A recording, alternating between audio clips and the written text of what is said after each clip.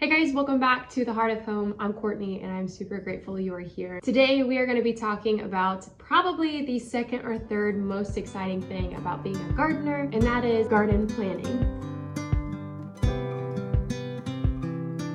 You'll have to forgive me, I seem to be fighting an onset of a cold and so I'm a little stuffy and congested and short of breath, but you just keep on trekking when you got things to do and you're on a tight timeline. There's a lot of noise when it comes to garden planning, and in a way I'm going to be adding to the noise, but I hope that what I'm adding helps clarify some really easy steps that I feel like have been made very complicated, as well as address some steps that I feel like are always kind of brushed over. So for starters, I am sharing all of this based off of what I know as a gardener in zone 5A/B. We're right on the break between the two of those, so I just say zone 5, and we are located in eastern Iowa. Right now it is January 16th, and I am on the brink of starting my early seeds, some onions, some different brassicas and whatnot, to get an early start on them before transplanting them outside. It is currently a low of 5 degrees today.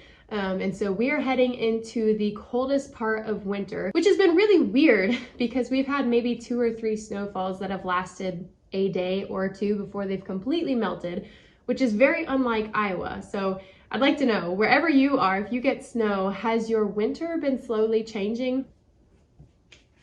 I've got about 10 different steps that I want to address today. If you are on the brink of starting a garden, if you're new to gardening, or even if you're an experienced gardener, I hope that you can find something out of these 10 steps that you may have forgotten or just may have never known before. So the first thing that you need to acknowledge when you start garden planning is your space. We live in a suburban house right on the edge of town. We have a fenced-in yard with 2 large dogs and a toddler that gets free reign to our backyard most days. That being said, I had to address the fact that I don't have acreages on acreages to plant things, which means I'm not going to be planting a lot of row crops. I'm not going to be planting a ton of stuff to throw into my pantry, unfortunately. So you might be in the same boat as us, or you might have tons of acres to be planting on. So that's another thing to consider. You may also be watching this and live in an apartment or a condo or somewhere where you only have a balcony or a short growing space right outside your back door. And let me tell you, you can still garden. Don't feel restricted to your living quarters because there's absolutely something for everybody. If you are growing in a smaller space, one thing that I encourage you to study and to utilize more of is what was called vertical gardening. Vertical gardening is growing something vertically instead of horizontally, because if you're in a confined space, you only have so much square footage. But if you grow vertically, the sky's the limit, literally.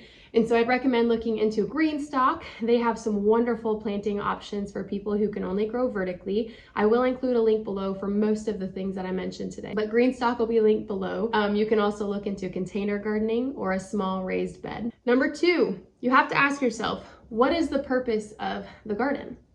Are you gardening for sheer pleasure? Are you gardening with the intent of creating beautiful bouquets to sell to your neighbors or give to family or to have on your own kitchen island? Are you gardening because you want to preserve an entire pantry full of food for your family for the winter? Are you gardening just because you love cherry tomatoes and love to snack on them in the hot summer days? Ask yourself, what is the purpose of my garden? Because that's going to determine the things that you grow and the varieties that you grow. So that being said, what kind of plants should you grow in your garden? Now, before you jump the gun and say, well, I love tomatoes, I just want to grow a tomato plant. Let me just tell you, there's over 10,000 different varieties of tomato plants, which can feel overwhelming. And frankly, if you just bought a seed packet at the store of a plant or a tomato variety that you thought looked good, you might find some success with it. But there are a few things you need to know about plants.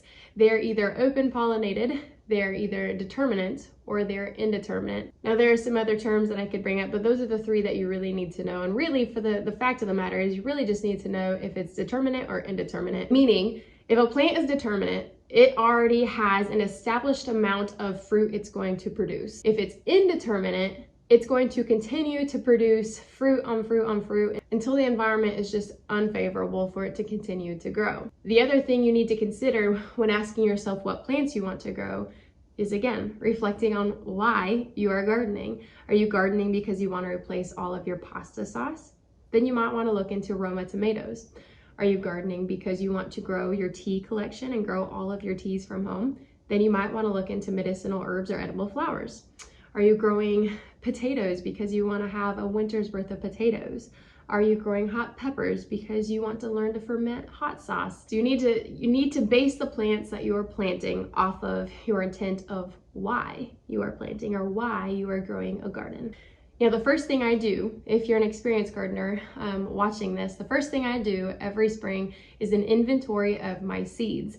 I find seeds in the crooks of this house in places I never thought I'd find seeds, which is terrible to say, and I'm trying to get better. You can see my gardening seed growing or storing box back here, also linked below. I'm trying to get better about keeping them all in one space, but we've moved recently, and so everything just feels a little chaotic. We're in the middle of a renovation, so it's even more chaotic, and things just don't have a home place. So inventory your seeds. Ask yourself, are these still good? Were they kept cold and dry?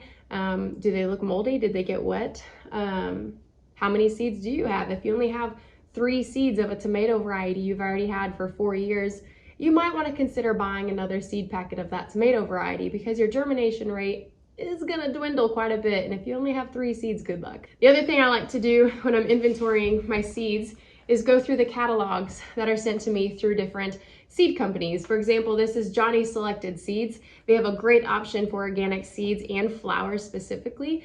Some other great seed companies to look into are Baker Creek Rare Seeds, Organo Republic, Select Seeds, So Right Seeds. There's a bunch of different things online. The one thing that I personally really look for is it an American company? I'd love if they were organic. I grow mostly heirlooms. I don't do a lot of hybrids. And then do they have a high germination rate? Those are kind of the top 4 things that I look for when I'm looking for a seed company. These seed catalogs, they're dangerous, I tell you that. You will do your seed inventory and think that you have everything you need. And then you look in a seed catalog and you realize you don't have a thing that you want. And it all just happens to be in a catalog that you need to buy from. So read the catalogs at your own risk, but that's another way to expand the seeds that you grow in your garden. I'm just going right down this list and I keep forgetting I've got tea to drink. All right, step number 4. Pinterest specifically has a lot of companion planting guides. However, I will warn you that a lot of those companion planting guides come off as if they have an effect the same year. So for example, people will often recommend to plant beans next to plants like tomatoes because they're nitrogen fixers in the soil.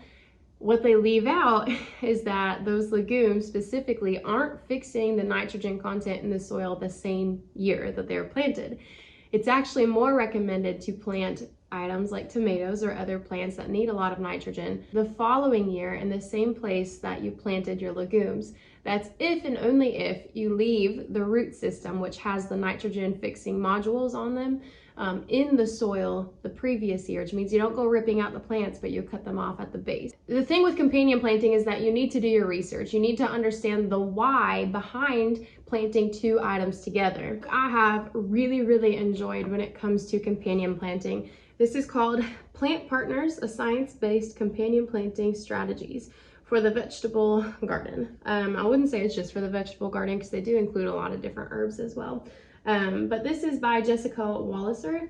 She has a lot of great books out there, but this book specifically talks about not only the why and the science behind companion planting, if the goal is support and structure, if the goal is pest management, if the goal is disease management, if it's for biological control, for pollination. There's a bunch of different science-based, research-based methods that she includes in her book here, which is just going to be hands down a little more effective than what you might find on a Pinterest picture. The other thing you need to do when considering your research, step 4 of this process, is research if your plant grows upward or if it bushes out.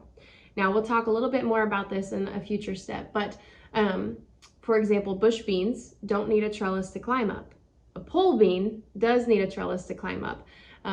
Indeterminate tomatoes They need something to climb up. Determinate tomatoes, they just need a little stability. So you need to do the research on the plants that you are growing to make sure that you have the structure necessary to grow them successfully. And that leads me to step number 5, structure. Now, if you've been gardening already, you might just need to review and take an inventory of what structure supplies you have. Do you have cattle or hog panels? Do you have actual trellises? Do you have an arbor? Do you have a trifold pole stand? Whatever it might be. You could also use sunflower or okra stalks from last year that you could tie together and create another trifold stand to grow things like snap peas or snow peas or crawling beans up. You'll also need to consider the lighting in your garden.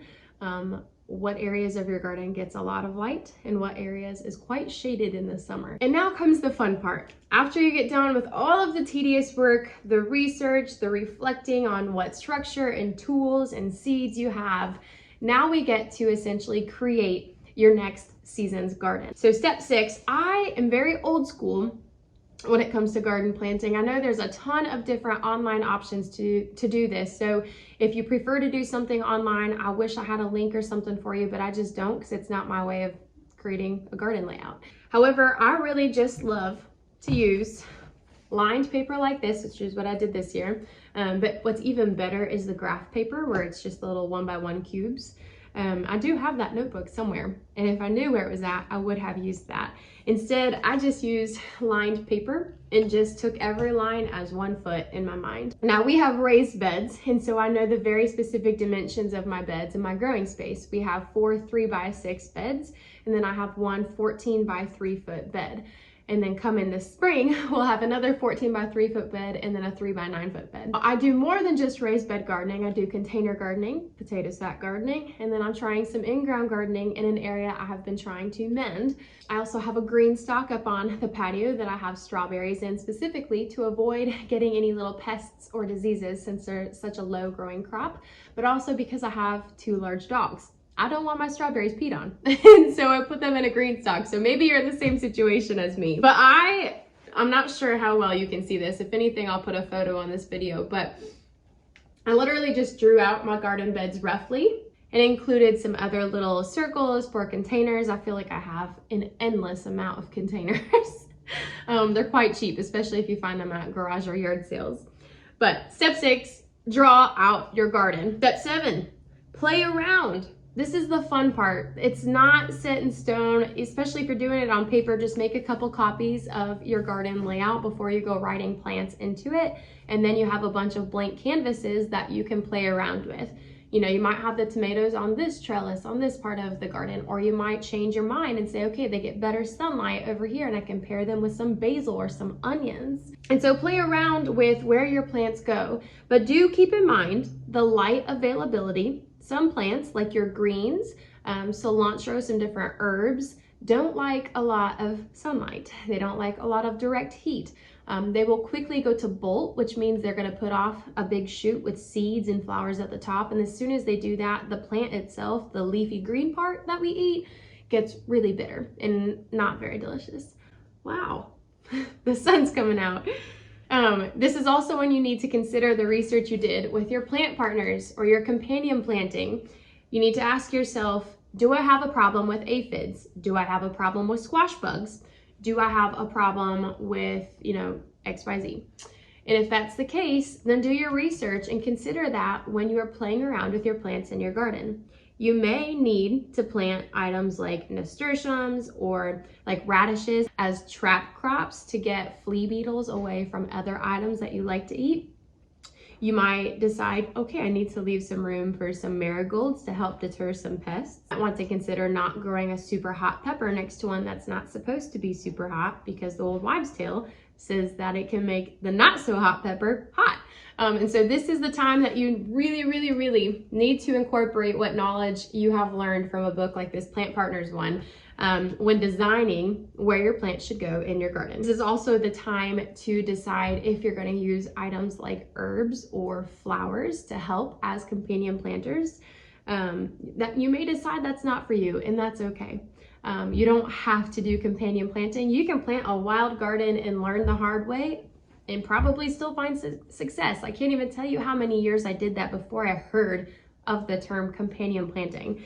So don't feel overwhelmed by this. If this is too much for you to do, skip it. Just skip it. The most important thing is that you get some plants on the ground and you grow some fresh food for your family. Step 8, review the space that you are planting your plants in. While you are in step 7, playing around with what bed or what area of your garden, what container might get some plants, you do need to consider the fact that on the back of all of your seed packets, it's going to recommend that you plant them 6 to 8 inches or 8 to 12 inches or 3 to 4 inches apart, depending on the plant variety that you are planting. Now, if any of you have been here for a number of videos, then you know that I am quite the rebel gardener. I do not follow square foot gardening. I think it can lead to success, and I've seen it lead to success for many people, but I have found success not doing square foot gardening, and I found some failures, I will give it that.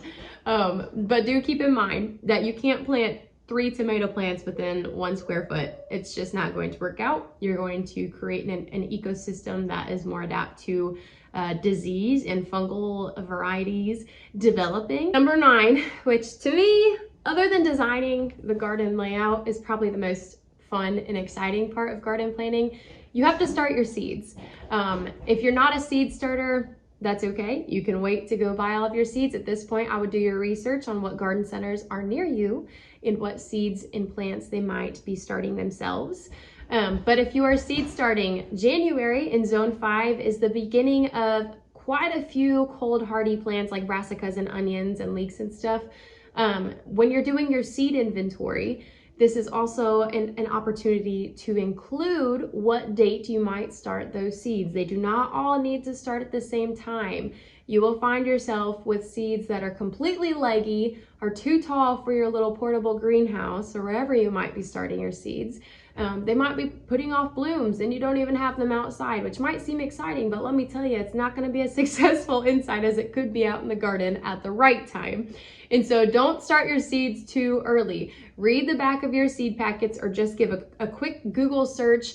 When should I start seeds for Jersey Devil tomato plants in zone 5? And it will tell you 6 to 10 weeks before your last frost date, which if you haven't researched that, that's about May 15th in our area. And number 10, which seems really strange when you're in the middle of January, and it is, but later on, coming around April, March, May, in those areas, you need to make sure that your soil beds are amended. Now, if you don't keep a mulch on top of your soil, just know it's probably going to need quite a bit of amending. In our area, it's kind of hard to do an overwinter crop in the beds, and so I really love to just lay a bunch of leaves from my front yard into the beds. If you have a light mulch that is starting to compost or decay, that's a great idea as well. Now, as far as amending goes in the springtime, as soon as you can get outside in just about a sweatshirt or so, get out there, get some fresh soil, get some manure, get some vermiculite. You might even consider aerating your soil a little bit with a pitchfork if it's not still frozen. But do know that your soil needs to be amended. It needs to be fed. Your soil is living. So if you're planting a garden in soil that has been sitting just still and unfed and untouched, and it's rocky or it's clay-like or whatever, it might be really compact and hard. Personally, I would not till it unless you absolutely need to. There are other ways to amend your soil without disrupting the ecosystem that is already developed in there, but instead feeding it, which is going to create an even healthier ecosystem quicker. So those are my 10 steps to garden planning. I would love to know that if this was helpful for you guys. If it wasn't helpful, if I just added to the noise on the internet, let me know in the comments below if there's something that I didn't mention that you think is very vital for other gardeners or new gardeners to know as well. I'd really appreciate if you could like this video if it's something that you are interested in, or if you found this helpful, feel free to share it with a friend or a family member who's also interested in gardening. And as always, subscribe for more videos coming up. We will be, this week, filming a video unboxing OrganoRepublic's culinary herbs and edible flower seeds. There's over 13,000 seeds in here. I'm pretty excited to open this up. I'm gonna do that with you guys as well later on this week, so subscribe to stay tuned for that as well. Until next time, I'll see you later. Bye guys.